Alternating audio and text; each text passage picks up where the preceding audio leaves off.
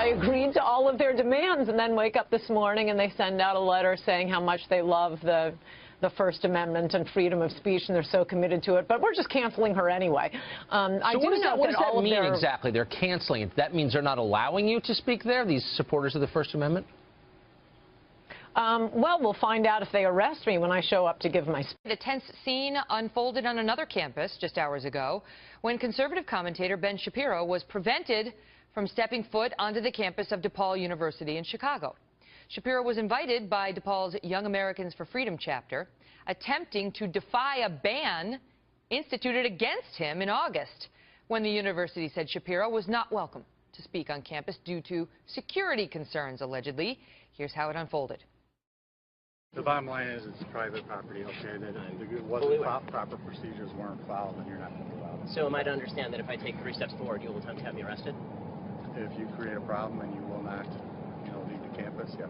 Okay, so just to be clear, if I attempt to enter that hall right there and sit down just to listen to somebody speak, or if I attempt to ask a question or to engage in free speech, you will have me arrested. At this point, yes, sir. I'm also glad that in a city, I mean, clearly you have great security. I'm glad in a city that has some 4,000 shootings to this date, you have 30 members of security just for a 5'9", 165 Jewish guy. Wow. Joining me now in a Kelly File exclusive, Ben Shapiro, editor-in-chief of the Daily Wire. Here we go again, Ben. Here we go again. It's incredible how, I mean, time after time, these college campuses won't even let you speak because you get shouted down by intolerant people when you try to go, and then they say it's a security concern. Yeah, it really is amazing. This one was actually particularly amazing because there wasn't a protester anywhere in sight. So you had 30 security people but they could picture one in their heads. Right, exactly. So they'd actually internalized the rioters so well that now they could actually reflect them back out to the world. They're tolerant of anything except somebody actually giving a speech on the topic of free speech. That is the actual topic of speech that I was say that again. Say that again. The speech that I was giving was about free speech, and they are tolerant enough to ban it. So that was exciting. It's unbelievable. You were not allowed to speak about free speech at all. This is what modern-day university campuses have come to. Not in all cases. There's the University of Chicago that denied people their safe spaces. But in this case, so you showed up there to make a point about free speech, and you were arrested. Now, does this have any public dollars coming its way, this university?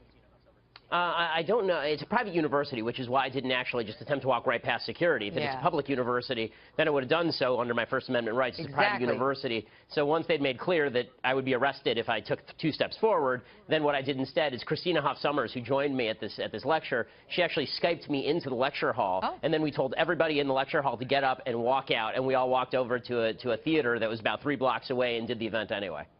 What do the kids who, if there are kids who are protesting, young adults, your presence, say? Do you know? Well, I mean, I think that they're just offended by anybody who has a differing point of view. I mean, I'm speaking tomorrow at University of Wisconsin at Madison, and one of the key reasons that they're protesting me, apparently big protests are planned, is because I'm pro-Trump, which is weird since I wasn't. So they're just making things up. Yeah, exactly. Right, exactly. And then they will let controversial figures from the left come and speak. It's just not somebody who's got strong views from the right. We've seen it so many times. Ben, good for you for trying. Thanks for being here. Thanks a lot. Remember that old First Amendment chestnut? The answer to speech you do not like is not less speech, it's more speech. It's like an important principle. To give my speech. A defiance in Coulter saying she still plans to speak at UC Berkeley next week, despite the school canceling her scheduled appearance. School officials are citing safety concerns, but is it more about the content of her conservative message? Jonathan Hunt is live from Los Angeles. All right, Jonathan, what else are we hearing from Ms. Coulter about her plans? Well, Ann Coulter's position is very simple, really, Shannon. It is that no school that accepts public funds in any way can or should ban free speech. Here's more of Ann Coulter with Tucker last night. This is a taxpayer-funded institution, not to mention lots of kids getting federal money to be there. You know, Attorney General Jeff Sessions should be looking at this. Now, UC Berkeley officials say it's not about free speech, it's about the safety of students on campus, and it's about proper planning. Listen here.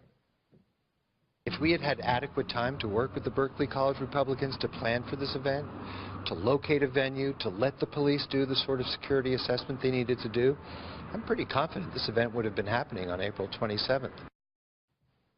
Ms. Coulter says it will happen on April 27th, whether the UC likes it or not. Shannon. All right, for a university known as the home of the free speech movement, Berkeley's been shutting down a lot of speakers recently, right? Yeah, and of course, most notoriously in February, when the young and very controversial conservative commentator Milo Yiannopoulos was prevented from speaking. He had a speech planned. He was forced to pull out amid violent protests, something left-wing activists who battled police on campus that night considered a major victory. Others, of course, consider it a major blow to free speech and to the principle that anyone should be allowed to speak on any college campus. And then, of course, as recently as this past weekend, pro- and anti-Trump demonstrators fought violently at dueling demonstrations in a Berkeley park. That was part of the city of Berkeley, not on campus.